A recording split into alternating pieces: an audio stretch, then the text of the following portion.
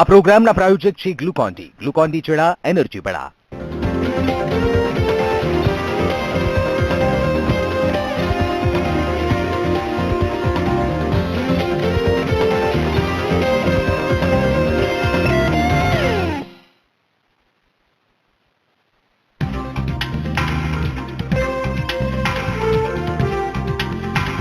केजरीवाल की गुजरात मुलाकात पहला पोस्टर वोर सूरत वराछामां लाग्या केजरीवाल विरोधी पोस्टर भाजपे कह્યું पाकिस्तानના લોકપ્રિય નેતા આવી રહ્યા છે। ગુજરાતમાં ધર્મ પરિવર્તન પર ઘમાસાણ વિચારગ્રહણ સમારોહમાં અનેક દલિતોએ કર્યું ધર્મ પરિવર્તન। જૂનાગઢના માંગરોળમાં 45 દલિત પરિવારોએ કરી હિજરત 90 વીઘા ગૌચરની જમીન બાબતે દલિતોની થઈ રહી હતી કનડગત। અરવલ્લીમાં ઓડિયા પોલીસને આબરૂના ધજાગરા દારૂના નશામાં જલ્દી થયો કોન્સ્ટેબલ। સોનાની ખરીદી માટે આવી રહ્યો છે સુવર્ણ અવસર 500 રૂપિયાનો ઘટાડો દિવાળી સુધીમાં હજુ પણ ઘટી શકે છે ભાવ। અને રાજ્યભરમાં મોહરમની ઉજવણી ઠેર ઠેર નીકળ્યા તાજાના જુલુસ।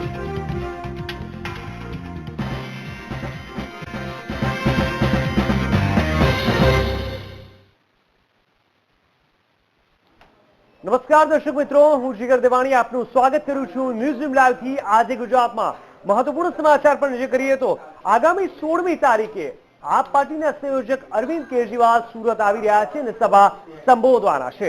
તેને લઈને તેમાં શરૂ થઈ ગયું છે પહેલેથી જ પોસ્ટર વોર।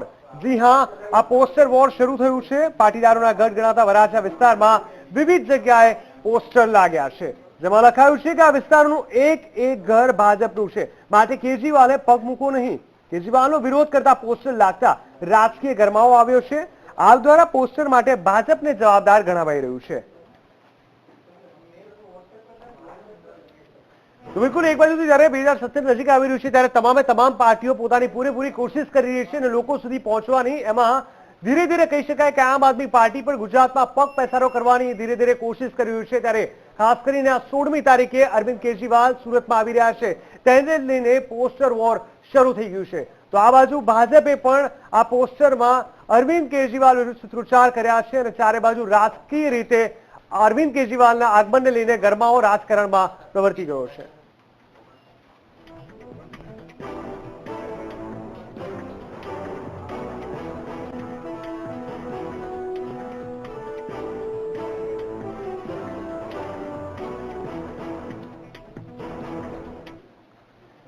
ગુજરાતમાં આગામી 15મી ઓક્ટોબરના રોજ અરવિંદ કેજરીવાલ ગુજરાતની મુલાકાતે છે। ત્યારે 15 ઓક્ટોબરના રોજ તેઓ અમદાવાદ એરપોર્ટ પર આવશે અને ત્યાંથી તેઓ ઊંઝા મંદિરની મુલાકાત લેશે। ત્યારબાદ મહેસાણાના સર્કિટ હાઉસમાં તેઓ પાટીદાર સમાજના નેતાઓને મળશે। કેજરીવાલ પાટીદાર આંદોલનમાં શહીદ થયેલા યુવાનોના પરિવારજનોને પણ મળશે। કેજરીવાલ પાટીદાર સમાજને આપ તરફ વાળવાનો અને 2017ની ચૂંટણીમાં વિજય કરવાનો એક પ્રયાસ કરવા માટે આ મીટિંગ થઈ રહી હોવાનું સૂત્રો માની રહ્યા છે।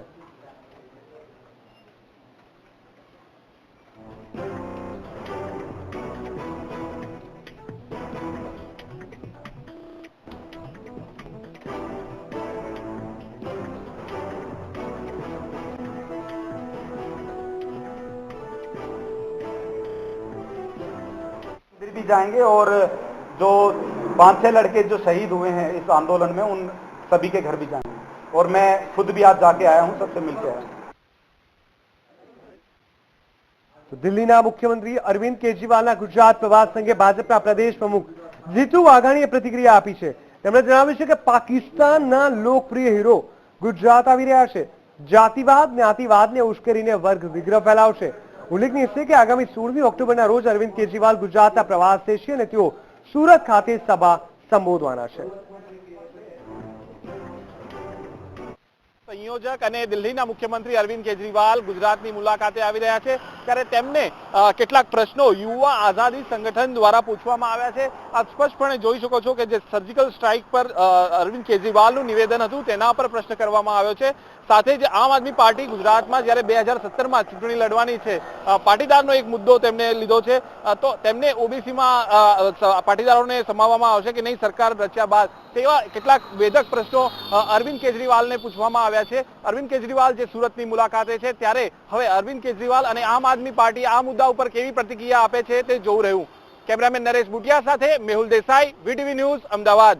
16મી તારીખની અરવિંદ કેજરીવાલની સુરત સભાની પહેલા પોસ્ટર વિવાદ શરૂ થઈ ચૂક્યો છે. આ જોઈ શકાય છે કે સુરતના જે વરાછા વિસ્તાર છે ત્યાં આ રીતનું પોસ્ટર લગાવવામાં આવ્યું છે. વિવિધ જે વિસ્તારો છે ત્યાં આ રીતના પોસ્ટરો લગાવવામાં આવ્યા છે અને એમાં સ્પષ્ટ લખ્યું છે કે આ વિસ્તારનું એક ઘર ભાજપનું છે, અહીંયા કેજરીવાલે પગ મૂકવો નહીં. ફિલ્મી સ્ટાઇલમાં આ ડાયલોગ જે પોસ્ટર છે એ લગાવવામાં આવ્યું છે. આ રીતના પોસ્ટરો વિવિધ જે વિસ્તારો છે, વિવિધ જે સોસાયટીઓ છે તેના નાકા પર લગાવવામાં આવ્યા છે.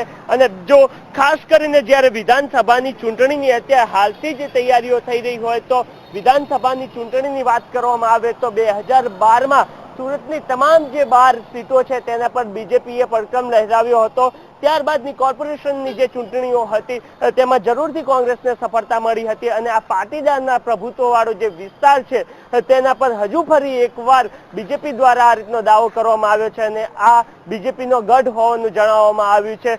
ત્યારે આમ આદમી પાર્ટી દ્વારા આ જે કરતૂતો છે તે બીજેપીની જે સમર્થકો છે તેમના દ્વારા કરવામાં આવ્યું હોવાનો દાવાઓ કરવામાં આવી રહ્યા છે. કેમેરામેન ચિંતન સંઘાણી સાથે નરેન્દ્ર રાઠોડ, વીટીવી સુરત. ગાંધીનગરમાં કમલમ ખાતે આજે મહિલા મોરચાની એક બેઠક યોજાઈ છે. જી હા, આ બેઠકમાં મુખ્યમંત્રી વિજય રૂપાણી પણ ઉપસ્થિત રહ્યા હતા. કહેવાય છે કે આ બેઠકનો મુખ્ય હેતુ મહિલા સંગઠનને મજબૂત બનાવવા માટે આ બેઠક યોજાઈ હોવાનું માનવામાં આવે છે.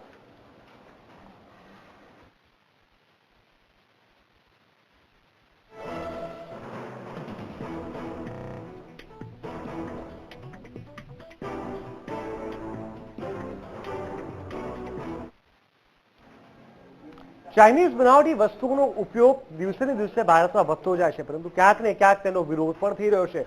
અને એટલા જ માટે કહી શકાય કે ગુજરાતના મુખ્યમંત્રીએ પણ સ્વદેશી વસ્તુ અપનાવવા પર ભાર મૂક્યો છે. ત્યારે કોંગ્રેસ પણ સરકાર પર બે મોઢાવાળી વાતો કરતી હોવાનો આક્ષેપ કર્યો છે. ત્યારે ગુજરાત ભાજપ પ્રદેશ પ્રમુખ જીતુ વાઘાણીએ જવાબ આપતા કહ્યું હતું કે એનજીઓ કે સંસ્થા માટે પ્રશ્નો કરવા સરળ છે, પરંતુ આ એક ડિપ્લોમેટિક બાબત છે અને કેન્દ્ર સરકારને સીધી સ્પર્શતી બાબત છે. પરંતુ ચીન જે રીતે પાકિસ્તાનની પડખે છે તેને જોતા દેશની જનતાનો આક્રોશ ક્યાંક ને ક્યાંક વ્યાજબી પણ છે. કોઈ એનજીઓ અથવા તો સંસ્થાઓ એ વાત કરી શકે આ ડિપ્લોમેટિક બાબતો છે, ઇન્ટરનેશનલ બાબતો છે, કેન્દ્ર સરકારને આમાં સીધું સ્પર્શતી બાબતો હોય છે, પણ એટલું ચોક્કસ કહી શકાય કે ચાઇના જે પ્રકારનો વાતો અને વ્યવહાર એ પાકિસ્તાનની સાથે એ પ્રકાર કર્યો છે ત્યારે ક્યારેય દેશની કોઈ એનજીઓ, દેશની સંસ્થાઓ, દેશના દેશવાસીઓ એ સહન ન કરે, સ્વાભાવિક છે. વર્ષ 2017ની વિધાનસભાની ચૂંટણી નજીક આવી રહી છે. એવામાં ભાજપ અને કોંગ્રેસ બંને પૂરેપૂરી તૈયારી સાથે આગળ વધી રહ્યા છે. ભાજપની જો વાત કરવામાં આવે તો ભાજપ કહી શકાય કે બૂથ લેવલે તેનું મેનેજમેન્ટ સ્ટ્રોંગ કરતું જાય છે, જ્યારે કોંગ્રેસ ક્યાંક ને ક્યાંક ચૂંટણી ઢંઢેરામાં કયા કયા મુદ્દાઓને આવરવાને કેવી રીતે લોકો સાથે પહોંચવું તેની તૈયારીઓ સાથે આગળ આવી રહ્યું છે. ભાજપ કોંગ્રેસનું મિશન 2017. કોંગ્રેસે શરૂ કરી કવાયત. વિધાનસભા જીતવા માટે ચૂંટણી ઢંઢેરો.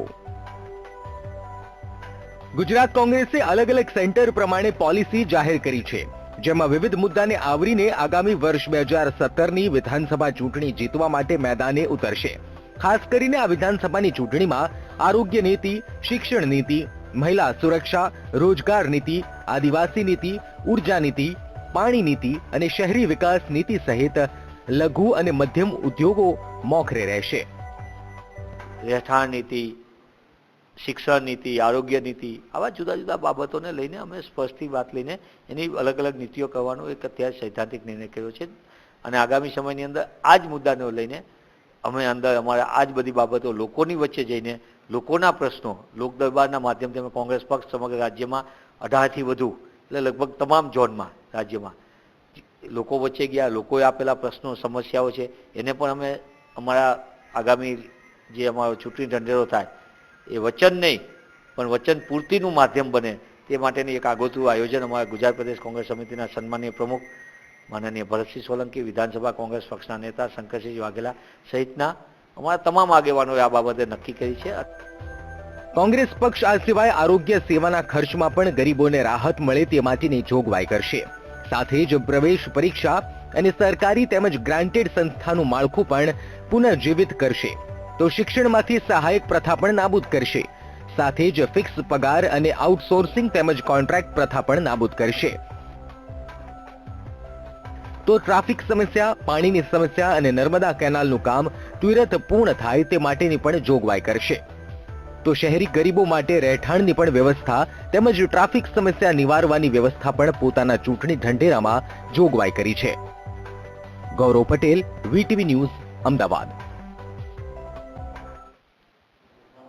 તો વાત કરીએ સંકટમાં આવેલા ધર્મની.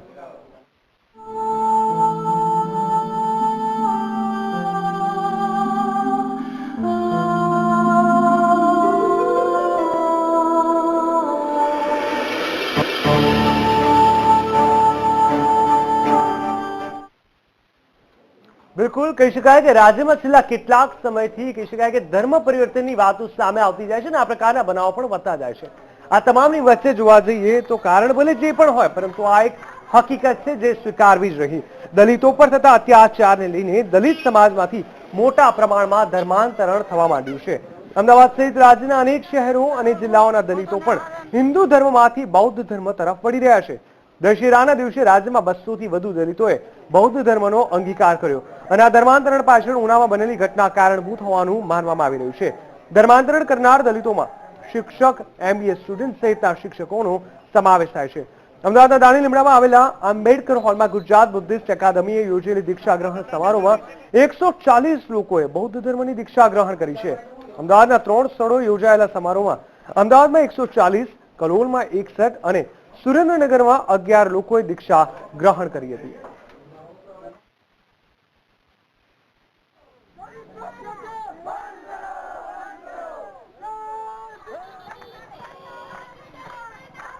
ગુજરાત બુદ્ધિસ્ટ સોસાયટીએ આ અંગેના કરેલા અભ્યાસમાં ચોંકાવનારા આંકડા સામે આવ્યા છે.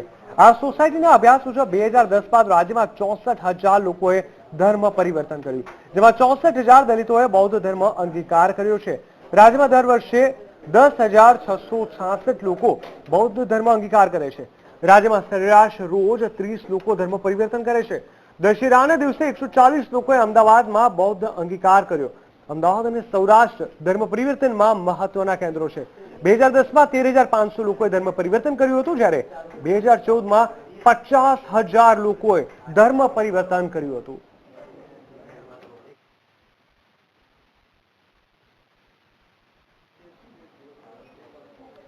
અમદાવાદ, ખાસ કરીને અમદાવાદની સાથે સાથે જો વાત કરવામાં આવે બનાસકાંઠાના પાલનપુરમાં અંબિકાનગર ખાતે આવેલા ચર્ચમાં ધર્મ પરિવર્તન કરાવાતું હોવાની આશંકાએ વિહિપના કાર્યકરોએ હોબાળો મચાવ્યો હતો. આ વાત વાયુ વેગે પાલનપુરમાં ફેલાતા ચર્ચ પર પોલીસનો ચુસ્ત બંદોબસ્ત ગોઠવી દેવાયો હતો. આ સમગ્ર મામલે પોલીસે તપાસ શરૂ કરી છે. પોલીસના જવાબથી સંતોષ ન થતા વિહિપના કાર્યકરો રજૂઆત કરવા SP ઓફિસ દોડી ગયા હતા.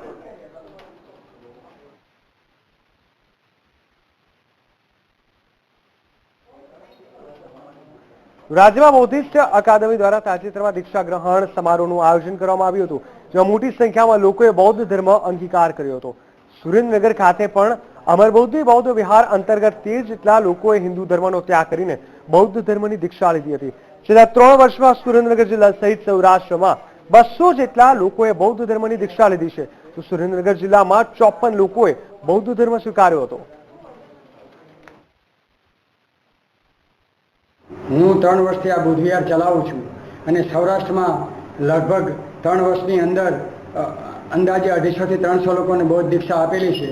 એમાં ચાલુ વર્ષે ટોટલ 3 કાર્યક્રમમાં 54 લોકોને મેં દીક્ષા આપેલી છે. એમાં 14 એપ્રિલ બુદ્ધ પૂર્ણિમા અને કાલે અશોક વિજયાદશમીનો પણ અહીંયા કાર્યક્રમ યોજાઈ ગયો.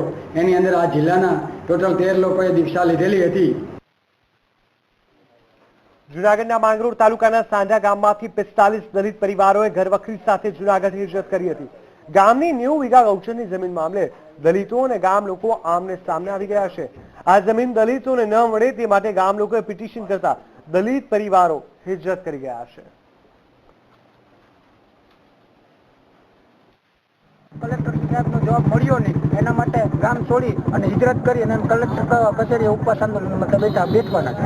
અને આના પછી જો કાંઈ જવાબ નહીં મળે તો પછી આગળ ઉપવાસ આંદોલન કરશું, એના પછી ગાંધીનગર જશું, એના પછી જેટલા પગલાં લેવાતા હશે એટલા કાયદા મુજબ અમે લેવાના છે. જય ભીમ. જમીન ઉપર પેલા અમારો હક હતો, ગામના લોકોએ બધે મારી અને ભગાડી મૂક્યા હતા પેલાના લોકોને. એના ડરથી કોઈ અહીંયા આવી નથી શક્યા. પાછા અત્યારે પાછા બધી આંદોલન ઉપાડ્યું છે કે જે અમારી જમીન છે એ પાસે આ લોકોને બધીને પાસે આપો. રાષ્ટ્રીય દલિત સમાજ દ્વારા દિલ્હીમાં 14 ઓક્ટોબરે એક સભાનું આયોજન કરવામાં આવ્યું છે, જેમાં દલિત સમાજના 7 રથ દેશના વિવિધ રાજ્યોમાં ફરશે. જોકે ગુજરાતમાં પણ એક રથ આવશે. આ સભામાં ગુજરાતના દલિત આગેવાનો જોડાશે અને જૂનાગઢના 25 દલિત આગેવાનો દિલ્હી જવા રવાના થઈ ચૂક્યા છે.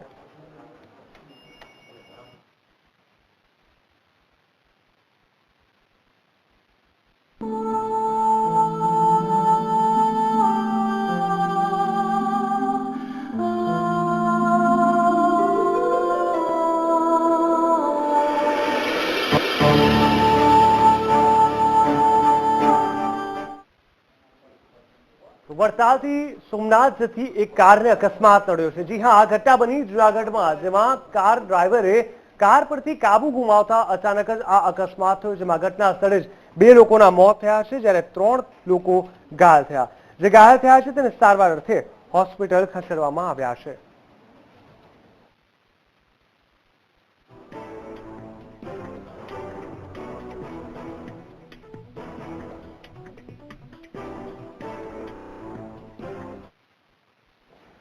હિન્દુ સંસ્કૃતિમાં કહી શકાય કે ગાયને માતાનો દરજ્જો આપવામાં આવે છે. કહી શકાય કે ગાયને આપવામાં આવેલું દાનનું પણ ખૂબ જ મહત્વ રહેલું હોય છે. ત્યારે કેટલાક લોકો, કેટલાક નરાધમો ગાયની ખુલ્લેઆમ તસ્કરી કરતા હોય છે. આપ જે દ્રશ્ય સ્ક્રીન પર જોઈ રહ્યા છો તે ખેડા જિલ્લાના હળદરવાસ ગામના છે. વિજયાદશમીની વહેલી સવારના રોજ કેટલાક ઇસમો અહીં એક કારમાં આવે છે અને ખુલ્લેઆમ ક્રૂરતાપૂર્વક ગાયને કારમાં ઘૂસડી ફરાર થઈ જાય છે. આ દ્રશ્યો પરથી એક વાત સ્પષ્ટ થાય છે કે આ તસ્કરોને કાયદો અને વ્યવસ્થાનો કોઈ ખોફ નથી અને તેથી જ કોઈ મોટા આકાની રહેમો નજર હેઠળ ખુલ્લેઆમ ગાયની તસ્કરી કરી રહ્યા છે. જોકે હાલ સમગ્ર ઘટના સીસીટીવી ફૂટેજમાં સેવ થઈ ગઈ છે, જેના આધારે મહેમદાબાદ પોલીસે આ તસ્કરોની બહાર મેળવવા તપાસના ચક્રો ગતિમાન કર્યા છે. ત્યારે સવાલ એ ઉભો થાય છે કે આ તસ્કરોને કોણ છાવરી રહ્યું છે? બેખૌફ કેમ છે તસ્કરો? ક્યાં સુધી ગાયની થશે તસ્કરી?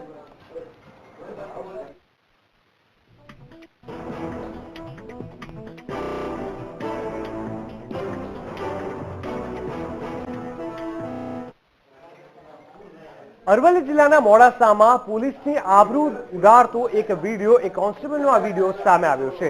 જી હા, દારૂના નશામાં મસ્ત કોન્સ્ટેબલ ફરી રહ્યો છે. જાહેર રસ્તામાં જે રીતે ફરી રહ્યો છે ને, જાહેર રસ્તામાં આ કોન્સ્ટેબલને આપ ડોલતા નજરે જોઈ શકો છો, જેથી પોલીસ બેડામાં પણ હાલ તો ચકચાર મચી જવા પામ્યો છે.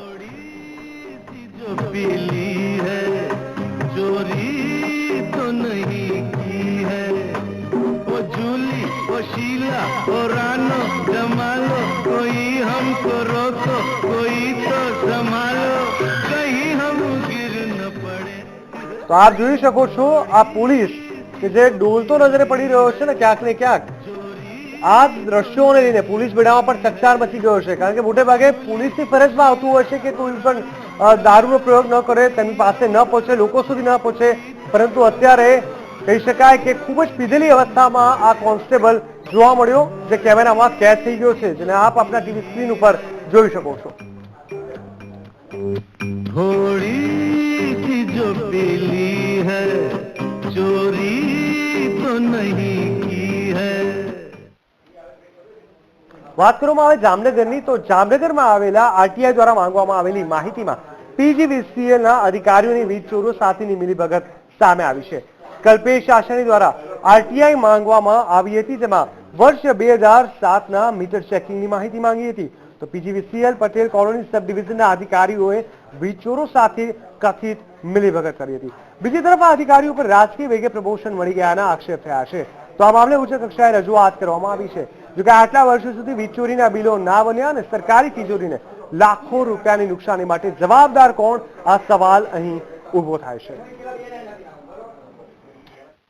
વીજ બિલોની આકારણી સંપૂર્ણ વ્યાજ સાથે થવી જોઈએ અને વ્યાજ સાથે કરવાથી અને જે જવાબદાર અધિકારીઓ છે તેઓ સામે શિક્ષાત્મક પગલાં લઈ અને સરકારી તિજોરીને નુકસાન પહોંચાડેલ છે તેઓને જવાબદાર ઠેરવી અને આગળની કાર્યવાહી કરવામાં આવે.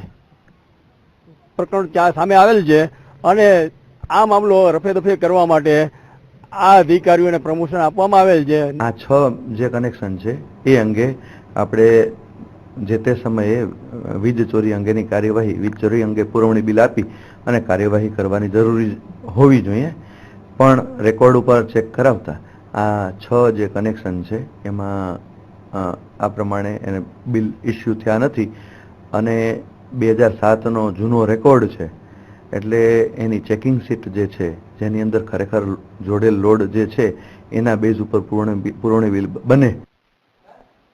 સામાન્ય રીતે સોનાની ખરીદી લોકો દિવાળી પર કરતા હોય છે અને એમાં પણ જો દિવાળીમાં સોનાના ભાવ ઘટી જાય અને ખરીદી વધે તો ચોક્કસથી કહી શકાય કે આ સમય લોકો માટે એક સુવર્ણ સમય કહેવાતો હોય છે.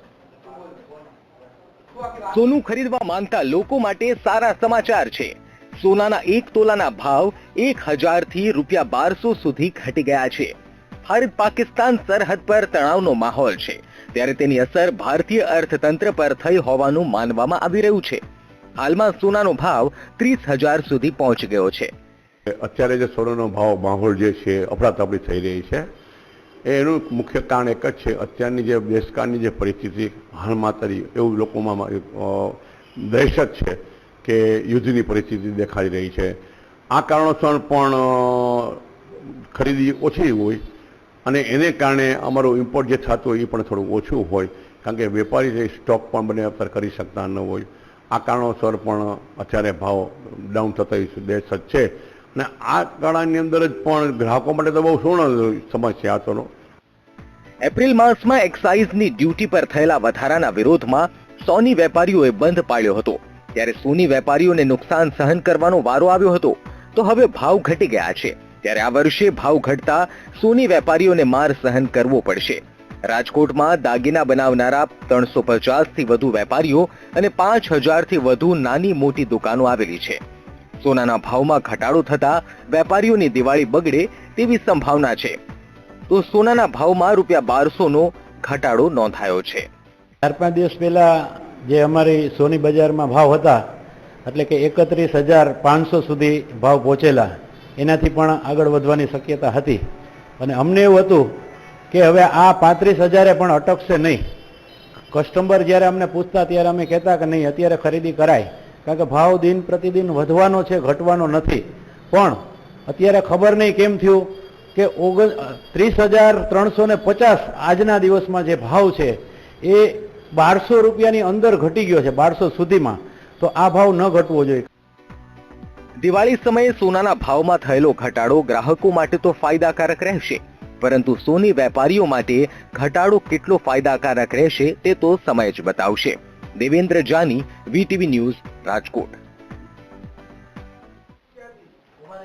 રાજ્ય સરકારે કહી શકાય કે ડિસેમ્બર પહેલા સ્પર્ધાત્મક પરીક્ષાઓને લઈને સચિવાલયમાં વર્ગ 1 અને વર્ગ 2 ની જે જગ્યાઓ છે તેને ભરવી પડશે કારણ કે છેલ્લા 5 વર્ષથી જે ભરતી થવાની જે વાત સામે આવી હતી તે એક સાથે ન થતા ખૂબ જ મોટી સંખ્યામાં વિદ્યાર્થીઓ તેના માટે તૈયાર થયા છે.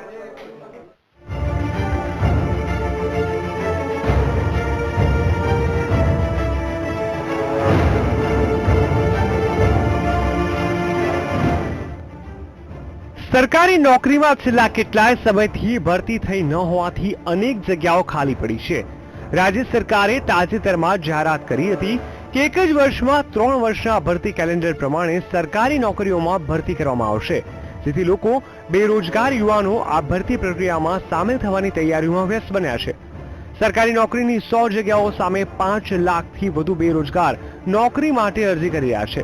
છેલ્લા 5 વર્ષમાં માત્ર સચિવાલયમાં જ 143 થી વધુ જગ્યાઓ પર કરારના આધારે અધિકારીઓ નિવૃત્તિ બાદ કરારથી નોકરી કરી રહ્યા છે. રાજ્ય સરકારના આંકડાઓના મુજબ અત્યારે વર્ગ 1 માં 66, વર્ગ 2 માં 46 અને વર્ગ 3 માં 31 અધિકારી કર્મચારીઓને નિવૃત્તિ બાદ કરારને આધારે પુનઃ નોકરી રાખવા પડ્યા છે.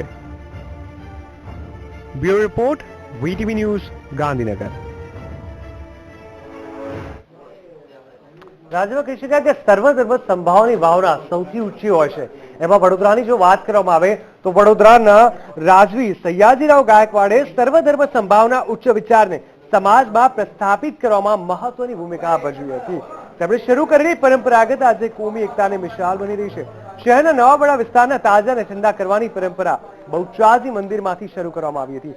મંદિરના ગાદીપતિ તાજિયા 9 પ્રકારના જળથી ઠંડા કરે છે અને શ્રીફળ વધારે છે. 150 વર્ષથી આ પરંપરા ચાલી રહી છે.